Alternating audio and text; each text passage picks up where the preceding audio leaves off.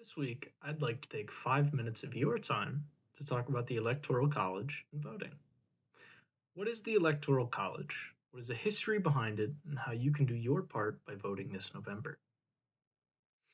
The Electoral College is a system in which representatives from each state cast votes to decide the president as well as the vice president of the United States. Although the Electoral College is never explicitly mentioned in the Constitution, electors are mentioned in the 12th Amendment and Article 2. But make no mistake, the framers are the original architects of the Electoral College.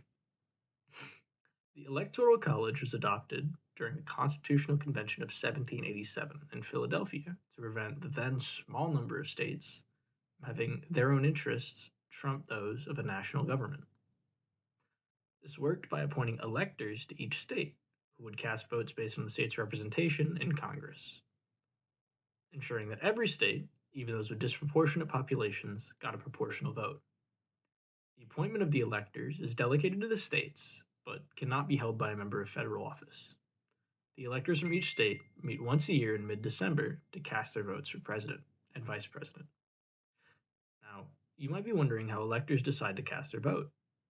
And in 48 states, as well as the District of Columbia, this operates on a winner-take-all system. So this means that the statewide popular vote determines how the elector will cast their vote. But in Maine, as well as Nebraska, the electors use the district method, where two electoral votes are decided on a statewide popular vote, and the rest are cast depending on the winners of each congressional district. The president requires at least 270 votes from the Electoral College to be elected. However, in the rare case the candidate receives 269 votes, the decision is then passed off to Congress. This is known as a contingent election. Although the Electoral College has been served the United States for 60 elections, it's not without its flaws.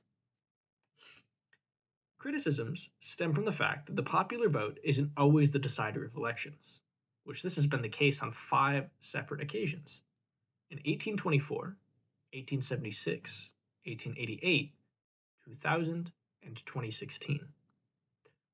Another main concern is faithless electors. Surprisingly, electors in most states are not required by law to vote for the candidate that wins the majority. When this occurs, this is an instance of a faithless elector. While faithless electors have never decided a presidential race, only 33 states require their electors to vote for the majority candidate. Only 19 states have consequences if the electors don't, and only 5 states have penalties for being a faithless elector. Although the Electoral College is used to decide presidential elections, there's still an election every year on the first Tuesday following a Monday in November. And this year, it falls on November 4th. If you want to see change in the world, it's important to remember that it starts small, and voting in your local elections is the catalyst. Getting registered to vote, if you haven't already, is the first step you can take. Today, it's easier than ever. You can go to a website I'll leave in the description. You can also fill out and mail in the voter registration form, which can be found on the EAC national website, which I will also leave in the description below. For many college students such as myself who are living outside of their congressional district, you can still do your part by requesting an absentee ballot online.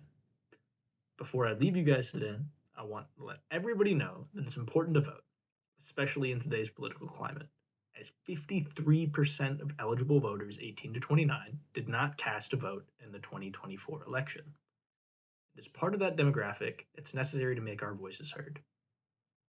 I encourage you to do your research, be an informed voter, and however you choose to vote, I hope to see you cast your ballot this November.